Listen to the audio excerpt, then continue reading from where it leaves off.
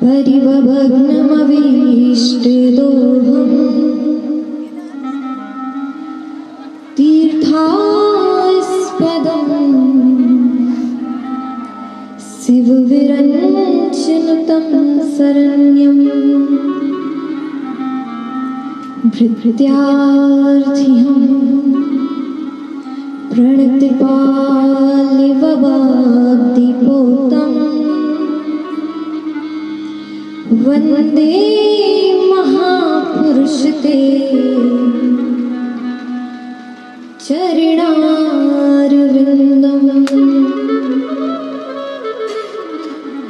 त्वत्तास्वदस्त्यज सुरेप्सितराजलक्ष्मी धर्मेष्ठियार्यवचसा यद्गादरण्यम् मायामृगं दयति सतमन्वधावत् वन्दे महापुरुषते चरणारविन्दम्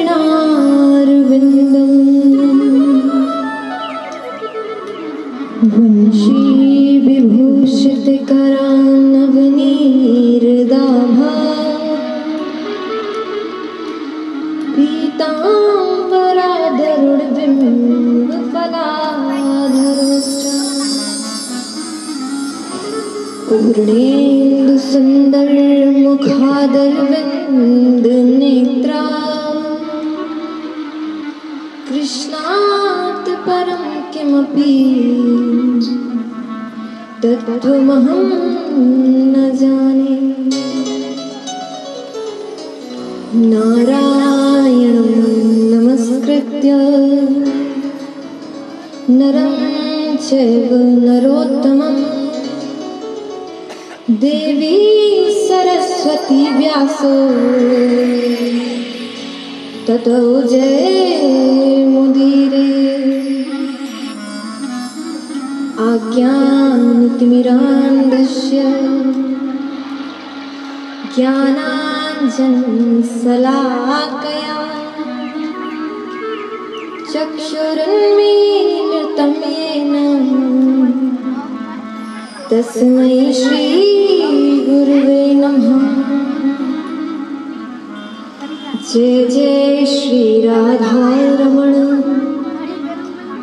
जय जय नवले किशोर जय गोपी चित्त चोर प्रभु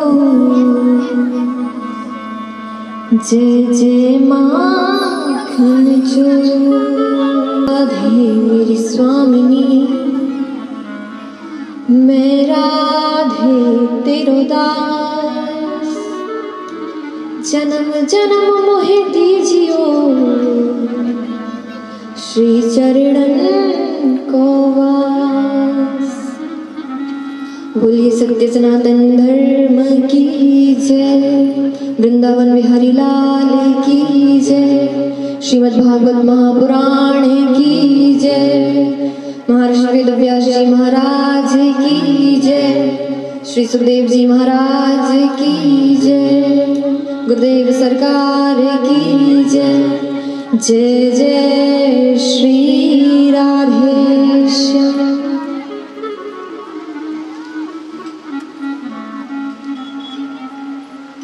श्री युगल सरकार की कृपा से संतों के आशीर्वाद के फलस्वरूप भक्तों के प्रेम के फलस्वरूप जीव को संसार रूपी सागर से तारने का एकमात्र साधन श्रीमद् भागवत ज्ञान यज्ञ में आप सभी अपनी आहुतियां डालने आए हैं। श्री युगल सरकार की असीम अनुकंपा है कि उन्होंने मुझे इतना बड़ा सौभाग्य प्रदान किया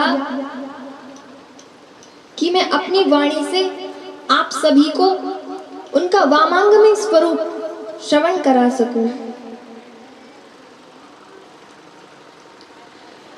यूट्यूब, फेसबुक के माध्यम से लाइव कथा श्रवण कर रहे सभी भक्तगणों को मेरा प्यार भरा राधे राधे। यहाँ पधारे हुए भक्तगण, हमारे श्रीमद् भागवत ज्ञान यज्ञ में रस माधुरी की सृष्टि करने वाले हमारे कलाकार बंधु, आप सभी को भी मेरा प्यार भरा राधे राधे। कल आप सभी ने नंदोत्सव में भाग लिया, श्री ठाकुर जी का जन्मोत्सव मनाया। नंद बाबा ने लाला के जन्म की खुशी में खूब दान किया। वर्णन आता है कि सर्वस दान दीन ही सब काहू, जिहि पावा राखा नहीं काहू। आज नंद बाबा लाला के जन्म की खुशी में अपना सर्वस्व लुटा रहे हैं। जिसने जितना जितना मांगा, बाबा ने सबको दुगना दुगना करके दिया। याचकों को तो अयाचक बना दिया। रमा क्रीडन भून नृपः, आज साक्षात महालक्ष्मी नंद बाबा के आंगन में खेल रही हैं। पूरा ब्रजमंडल सोने के सिक्कों से मढ़ गया, जहां तहां बधाइयां गब रही हैं। देखिए, जिसने जितना भी नंद बाबा से लिया वो अपने पास नहीं रखा।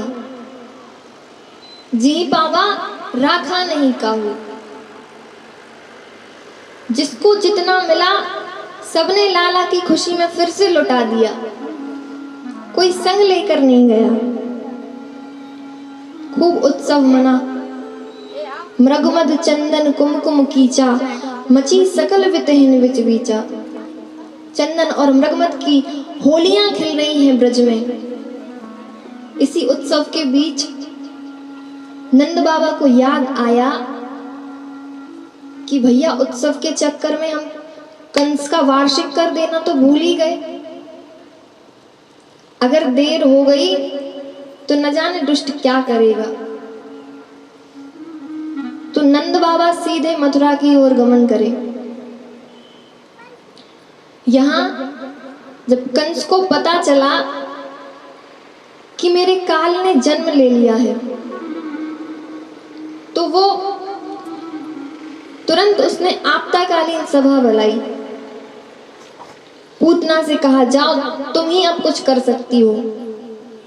तो पूतना वेश बदलकर ब्रज में आई। इतना सुंदर वेश बना के आई, लाल साड़ी पहने हुए है, दोनों हाथों में कमल के फूल, लंबे लंबे बाल। पूरे ब्रजवासी उसे देख रहे हैं, सब उसके सौंदर्य पर मोहित हो गए। ऐसा लग रहा है देखकर जैसे साक्षात महालक्ष्मी आज वैकुंठ से अपने पति से मिलने के लिए आई हूं। अब सौंदर्य इतना है कि सब उसके सौंदर्य को ही देख रहे हैं। कोई पूछ ही नहीं रहा कि भैया कहां से आई हो, कौन हो। पूतना ने नंद भवन में प्रवेश किया तो सबसे पहले नंदरानी यशोदा से मुलाकात हो गई।